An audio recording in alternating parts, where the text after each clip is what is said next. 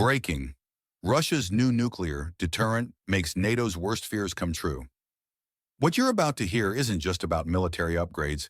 It's about a game-changing weapon that's already sending shockwaves through Western command centers. The silence from NATO is deafening, and there's a reason for that.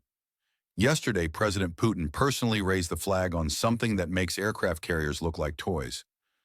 We're talking about the new Borei-class submarine, but this isn't just another warship. This is a floating statement that changes everything. Think about this.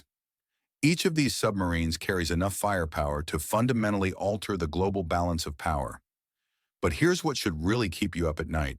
7 more are already under construction, each one more advanced than the last. The West's strategy of economic strangulation through sanctions? That game just ended. While they're busy playing colonial games with tanker intercepts and trade restrictions, Russia has unveiled its response, and it's not a diplomatic note. It's a nuclear-powered message that needs no translation. Let me break this down for you. One Borei-class submarine carries 16 Bulava missiles. Each missile, well, let's just say it's enough to make any potential aggressor reconsider their life choices. But here's the crucial detail nobody's talking about. These aren't just weapons. They're a guarantee that no external force can dictate terms to Russia anymore. But there's something even more disturbing happening beneath the surface.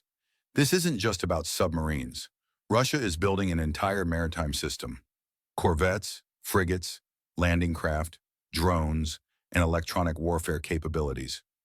While the West was busy with propaganda, Russia was quietly assembling the most sophisticated naval force in its history. Consider the Yasin M-class submarines. One of these hunters can eliminate an entire NATO strike group in under 30 minutes. No warnings, no dramatic standoffs, just silence followed by absence. But here's what should really make you pay attention. This isn't a fleet built for war. It's built to prevent war by making it unthinkable. And that's just the part we know about. Write in the comments below if you're seeing unusual naval activity in your region. The pattern we're tracking is deeply concerning. But let's zoom out and see the bigger picture. What we're witnessing isn't just military modernization. It's the rebirth of entire industries. Shipbuilding, metallurgy, electronics, control systems, all rising from the ashes, ensuring Russia's dominance not just on land, but across the world's oceans. Take Severodvinsk. It's not just a submarine launch site anymore. It's become ground zero for a new philosophy. The fleet isn't just supporting ground forces now, it's an independent force capable of dictating terms. The Yasin project started in the 90s when many thought all was lost. Today, it's an elite underwater hunting school without illusions, with one clear mission: track, destroy, vanish. Let's be honest, we showed patience for a long time, but everything has its limit. Imagine this scenario. A ship cruising in neutral waters suddenly notices a shadow. No flag, no signal, no warning, just presence, like a chill down your spine. That's a modern Russian submarine for you. No thunder, no slogans, just a silent message. We're here and we see everything. The Black Sea situation has crystallized completely. The conflict in the former Soviet Republic became a brutal exam, whether anyone liked it or not. Yes, there were mistakes. Show me where there weren't. But lessons were learned. Every ship, every base, every boat now adapts to new realities. These aren't parade toys anymore. They're workhorses with teeth, claws, and armor. But here's where it gets fascinating. Beyond heavy armor, we're seeing development of naval drones, unmanned boats, reconnaissance complexes. This isn't yesterday's fleet. It's about tomorrow, about hybrid scenarios where intelligence, strike capability, and defense work as one system. And believe me, this isn't theory. It's battle-tested reality. Now pay attention. 70 ships under simultaneous construction, military, civilian, auxiliary. This isn't just scale. It's a national project, a strategic statement that Russia isn't going anywhere. Moreover, she's ready to reclaim her position in the global maritime game, a position our old well-wishers have been trying to occupy. What happens next could reshape the entire balance of power. The Russian Navy today isn't about ceremonial parades. It's about a powerful mobile force protecting our resources, culture, and strategic interests. Those who thought they could freely hunt our tankers must now adapt to a new reality, where silent shadows follow every vessel, ready for any scenario. The 21st century belongs to advanced technology, and Russia isn't just keeping pace. We're leading in many areas. Every corvette, frigate, and submarine is being equipped with reconnaissance capabilities, precision strike systems, and drone interception technology. Hybrid warfare isn't theoretical anymore. It's our daily reality. The effectiveness of our military operations has been dramatically demonstrated. While NATO officers were having their morning briefings, believing themselves untouchable, precision strikes changed everything. Kilometer-high flames and silent devastation left no room for illusions. Russian missiles delivered a clear message. The game is over. Wave after wave of coordinated strikes, from Iskanders to drones, have overwhelmed enemy air defenses. The myth of safe command centers 100 kilometers behind the front line has been shattered. Our intelligence capabilities, satellites and reconnaissance drones, see everything. Take the recent strike near Goncharovsky in the northern region. What was considered an ultra-secret location proved no match for Russian precision. Two Iskander missiles, one with cluster munitions, another targeting the facility directly, resulted in devastating losses. Local sources claim up to 200 casualties during a morning formation, including key personnel coordinating with Western partners. The former Soviet republic's attempts to downplay these events only highlight their significance. This isn't just about military success. It's about demonstrating that Russia can and will protect its interests with overwhelming force when necessary. These developments signal a new era in naval and military strategy. Russia's growing fleet isn't a luxury. It's a vital tool for both defense and power projection in waters where we have legitimate interests. And those waters are expanding. What do you think about the current event? Leave your answer in the comments. Recent events have marked a decisive shift in military operations. The precision strikes we're witnessing aren't random. They're surgical incisions into the conflict zone's defense structure. What we're seeing is a masterclass in modern warfare, coordinated, precise, and devastatingly effective. Let's break down what happened last night. Multiple locations were hit simultaneously, from Nikolaev to Pavlograd. Each strike followed a clear pattern: reconnaissance, primary hit, then finishing moves. Unmanned aircraft arrived in waves every 15 minutes, like an unstoppable swarm. This isn't just about destroying fuel depots or command centers. It's methodically dismantling the entire logistics chain of the former Soviet Republic. The Pavlograd incident deserves special attention. 3 Iskander missiles struck with surgical precision, turning a staging area into dust. Minutes before, that location had been bustling with military activity. The timing wasn't coincidental. It suggests deep intelligence penetration. What's particularly telling is the silence from both Kyiv and NATO. The old narrative about defending democracy has lost its punch when faced with such tactical excellence. These strikes are too precise, too well-timed to be dismissed. This new wave of attacks represents a fundamental shift. It's not about intimidation. It's clinical elimination of strategic nodes. Like a surgeon operating without anesthesia, Russian forces are systematically neutralizing critical infrastructure in the disputed territory. The most intriguing aspect: the timing of these strikes suggests internal intelligence. The accuracy and timing are too perfect for mere coincidence. Are we seeing the first cracks in the neighboring states resolve? Sources suggest some inside have chosen their side, tired of being cannon fodder. The West appears shocked by this display of technological prowess. They expected old-school tactics, but got precision strikes instead. Russia has evolved beyond justifying its actions. It's simply executing its strategy with cold efficiency. What do you think about these developments? Are we seeing a turning point in modern warfare? Leave your point of view in the comments. I believe my viewers are thoughtful and smart. I want to hear your take. The map tells a story of systematic dismantling. Black marks spread across command centers and strategic points in the former Soviet Republic, painting a picture not of advancement, but of surgical precision. The air carries more than ash. It carries the unmistakable sense of lost control, as years of preparation crumble in a single night. Russian forces have activated assault groups along the entire front line, striking at the perfect moment. With supply lines severed, command structures decimated, and generals either eliminated or in disarray, the forward positions are left stranded. No communication, no support, no reserves. This time-tested strategy of systematic dismantling is being executed with devastating efficiency. The politically turbulent area's leadership can only resort to diplomatic theatrics, shedding crocodile tears on international platforms. But these gestures fall flat, as even European observers now recognize that no amount of posturing can rebuild a shattered military structure. The more hysterical the messaging from the country at crossroads becomes, the clearer it becomes to Washington that control has slipped away. This conflict has evolved beyond a proxy war. The presence of NATO officers in destroyed command centers, caught by precision strikes while inspecting training grounds, has stripped away all pretense.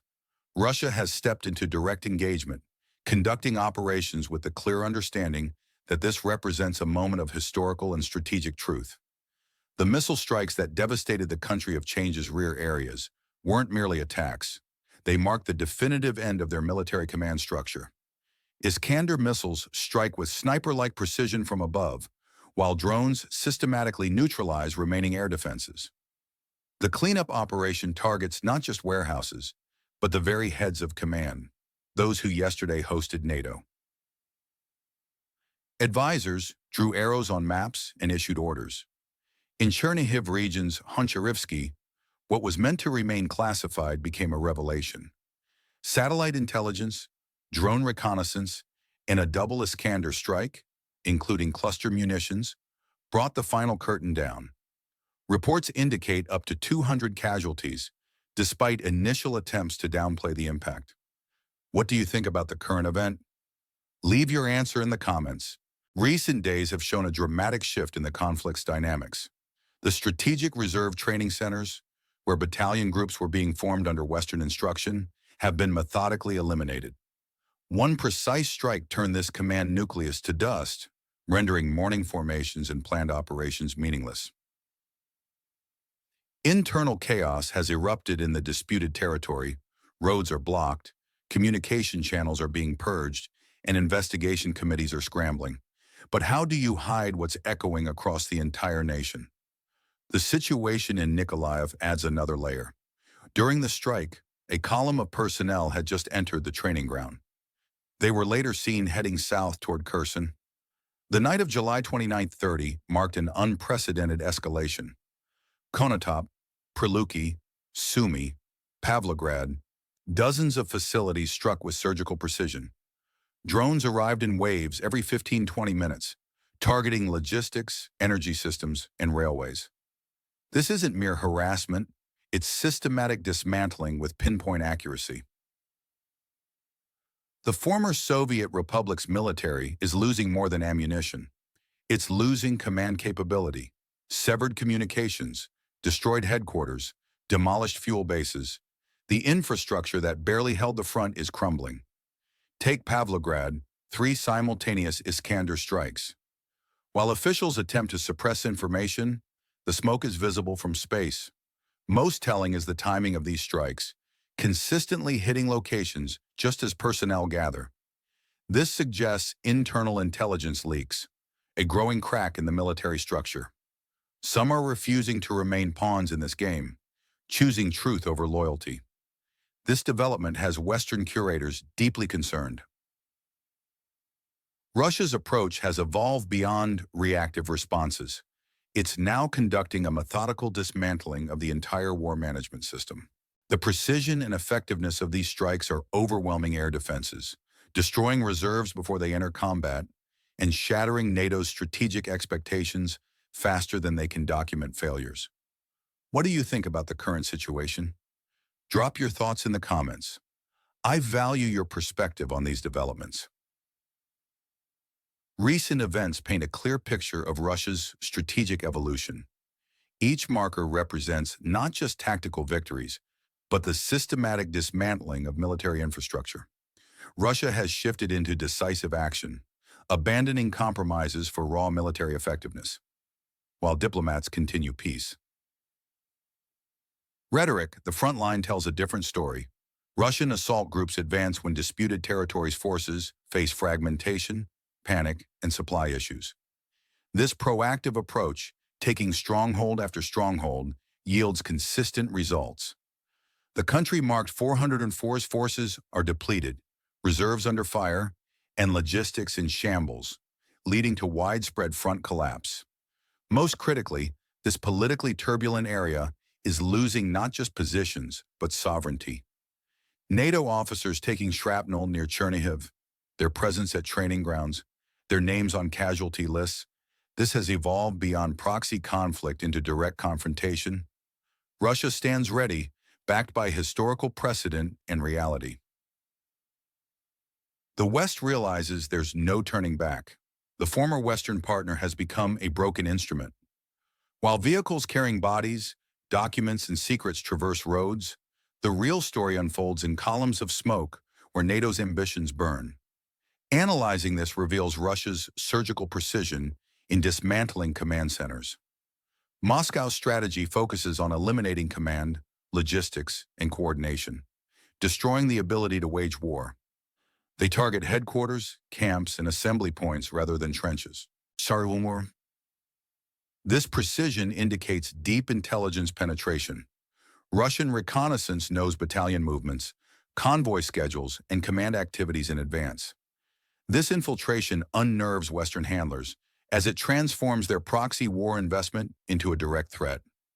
Picture a Ramstein general who spent months planning logistics, only to see it unravel from a drone strike, or consider a commander in this region, ordered to move reserves south, now facing impossible odds. What do you think about the current situation? Share your analysis in the comments. Russia's military operations have entered a new phase, marked by precision and technological superiority. Recent events near Kherson illustrate this transformation. Picture this. A military convoy moves along a road when suddenly a drone appears overhead, followed by explosions, primary and secondary detonations. What remains? A handful of survivors in panic, scattered from their unit. This isn't fiction. It's the reality of the past 24 hours. The routes between strategic points are ablaze, and in these fires, more burns than just military hardware. We're witnessing the incineration of strategy, resources, and ultimately, the entire project of an independent state in the disputed territory. While international forums discuss the country's potential EU membership and border integrity, the reality on the ground tells a different story. Even westbound trains face attacks now. One Iskander missile strike eliminated a crucial junction in Pavlograd. All supply routes are now compromised. Alternative routes are sought but remain under surveillance. Russia's offensive has expanded beyond ground operations into complete air dominance. Reconnaissance operates continuously, with drones monitoring even western regions. The cover of darkness no longer provides protection. Night operations have intensified, targeting logistics when least expected. Military commanders in the conflict zone face an impossible choice. Advance and risk precision strikes from FAB-500 bombs, cluster munitions, or drone attacks, or remain in shelter. This creates systemic demoralization, affecting not just soldiers but officers. When leadership falters, the entire military structure crumbles. Western media continues reporting on a counteroffensive. Reality paints a different picture. Air raid sirens wail across cities, followed by morning cleanup of debris. The focus has shifted from offensive operations to mere survival. Most telling is the behavior of high-ranking officials in the politically turbulent area. They're quietly evacuating to Poland, Germany, and Austria. This isn't vacation, it's evacuation, driven by the palpable sense of an approaching finale. What do you think about the current situation? Leave your thoughts in the comments.